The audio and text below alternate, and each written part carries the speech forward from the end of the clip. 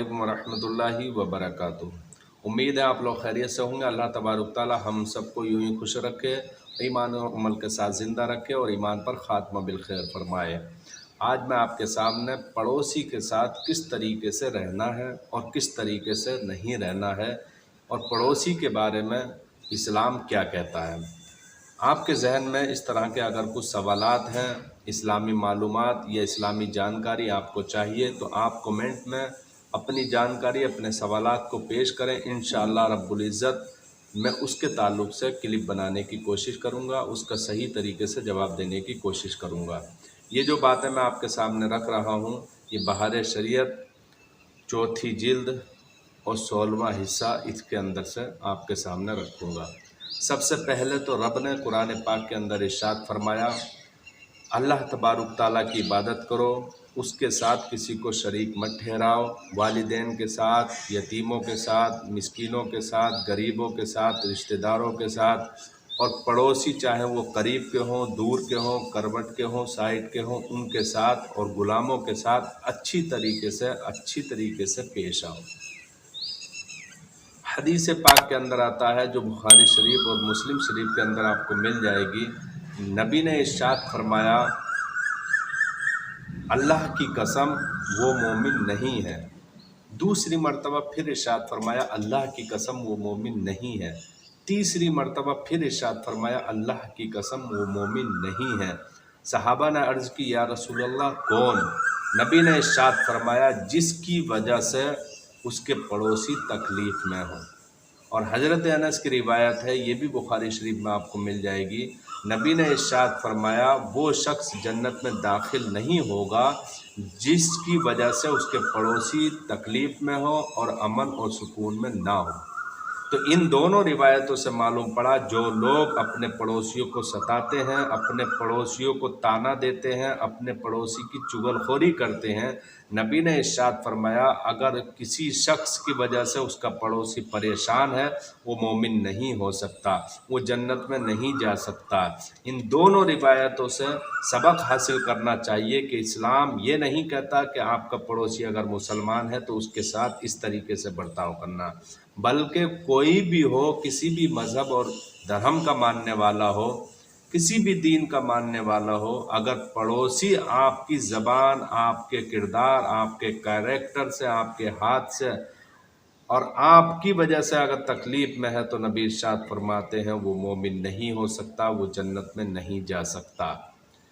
ख़ासकर इस मामले के अंदर ज़्यादातर जो बुरा सलूक करने वाली होती हैं वो ख़वातीन होती हैं, क्योंकि मर्द हजरात तो सुबह को निकलते हैं अपने घर से और शाम को घर वापस आते हैं और खाना खाकर जो है सो जाते हैं।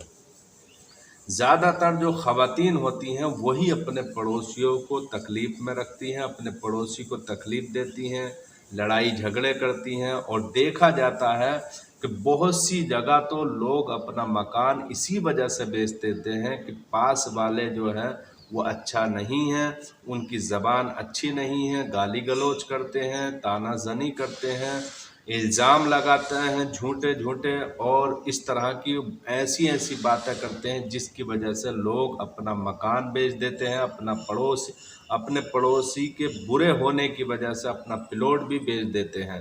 तो ऐसे औरतों के बारे में भी हदीस पाक के अंदर आता है, सहाबा फरमाते हैं कि रसूल पाक सल्लल्लाहु अलैहि वसल्लम के सामने एक ऐसी औरत का जिक्र किया गया जो औरत 5 वक्त की नमाज के साथ और फ़र्ज़ रोज़े के साथ साथ रात के अंदर नफिल नमाज की कसरत करती है, नफिल रोज़ा रखती है, उसकी भी कसरत करती है, अल्लाह की राह में खैरात करती है, सदका की कसरत करती है। लेकिन साहबा फरमाते हैं कि उस औरत को की वजह से उसका पड़ोसी आफत में है, तकलीफ़ में है, तो नबी इरशाद फरमाते हैं वो जहन्नम में जाएगी। और फिर एक औरत का जिक्र किया जाता है जिसकी नफिल नमाज या नफिली रोज़ा तो कसरत से उसका नहीं है, ज़्यादा अल्लाह की राह में सदका खैरात नहीं करती है, लेकिन वो औरत اس طریقے سے اس کا رہن سہن ہے کہ پڑوسی اس کی وجہ سے تکلیف میں نہیں ہے، تو نبی ارشاد فرماتے ہیں وہ جنت میں جائے گی۔ تو جو عورتیں اپنے پڑوسیوں کو ستاتی ہیں، رات دن ان کے پیچھے پڑی رہتی ہیں، گالی گلوچ کرتی ہیں، چغل خوری کرتی ہیں اور چیمی گوئیاں کرتی ہیں، پڑوسی کو سکون سے نہیں رہنے دیتی ہیں، وہ عورتیں اس حدیث سے سبق حاصل کریں، چاہے وہ عورت جس کی وجہ سے پڑوسی تکلیف میں ہے، مصیبت میں ہے، چاہے وہ 5 وقت کی نماز کے ساتھ ساتھ نفلی نماز بھی ادا کرتی ہو، پوری رات رہ کر جاگ کر جو ہے رب کی عبادت کرتی ہو، ریاضت کرتی ہو، نفلی روزے رکھتی ہو، اچھی طریقے سے اللہ کی راہ میں خرچ کرتی ہو، لیکن اس کی زبان کی وجہ سے اگر اس کا پڑوسی پریشان ہے، مصیبت میں ہے، تو نبی ارشاد فرماتے ہیں وہ عورت جنت میں نہیں جہنم میں جائے گی۔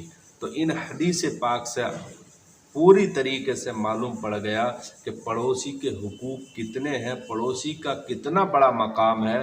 نبی ارشاد فرماتے ہیں کہ ایک شخص نے آ کر رسول پاک سے پوچھا کہ یا رسول اللہ مجھے یہ بتائیے کہ مجھے کیسے معلوم پڑے کہ میں اچھا ہوں یا برا ہوں؟ تو نبی نے ارشاد فرمایا اگر آپ کے پڑوسی آپ کو اچھا کہیں تو آپ اچھے ہو، اگر آپ کے پڑوسی آپ کو برا کہیں تو آپ برے ہو۔ تو ہم کو درس حاصل کرنا چاہیے کہ ہم اپنے پڑوسی کے ساتھ اگر بدسلوکی سے پیش آئیں گے، بدتمیزی سے پیش آئیں گے، اچھی طریقے سے پیش نہیں آئیں گے تو وہ ہماری برائی کریں گے تو ہم برے ہیں، اگر وہ ہماری اچھائی کریں گے تو ہم اچھے ہیں۔ تو اپنے پڑوسیوں کے ساتھ اچھا برتاؤ کیجئے۔ اور روایت میں تو اسلام تو یہاں تک کہتا ہے کہ اگر آپ اپنے بچوں کے لیے کوئی چیز لاتے ہیں کھانے کی تو پڑوس کے جو بچے ہیں ان کو بھی دیجیے، اگر ان کو نہیں دے سکتے ہو تو چھپا کر لاؤ اور اپنے بچوں کو اندر ہی کھلاؤ، باہر مت جانے دو، کیونکہ اگر آپ کے جو پڑوس ہے اس کے جو بچے دیکھیں گے اور وہ غریب ہیں، وہ کھا نہیں سکتے اچھے پھل یا اچھی چیزیں، تو ان چیزوں کو دیکھ کر ان کے دل پر غم پہنچے گا۔ تو اسلام یہ کہتا ہے کہ اپنے پڑوسی کی وجہ سے اس چیز کو بھی چھپا کر لاؤ۔ آج بہت سے لوگ اس طریقے سے پڑوسی کے ساتھ برتاؤ کرتے ہیں کہ پڑوسی اپنا مکان بیچنے پر مجبور ہو جاتا ہے۔ تو میرے بھائیوں، میرے دوستوں، ان حدیث سے درس حاصل کیجئے اور اپنے کیریکٹر کو، اپنی زبان کو اچھا بنائیے تاکہ آپ کے پڑوسی آپ کی تعریف کریں، کیونکہ یہ دنیا چند دن کی ہے۔ یہ جو باتیں میں نے آپ کے سامنے رکھی ہیں یہ حدیث کی اکثر کتابوں کے اندر آپ کو مل جائیں گی، اور بہار شریعت 16ویں حصے کے اندر بھی آپ کو یہ بیان مل جائے گا۔ اللہ تبارک تعالی ہم سب کو پڑوسیوں کے ساتھ اچھا سلوک کرنے کی توفیق رفیق عطا فرمائے۔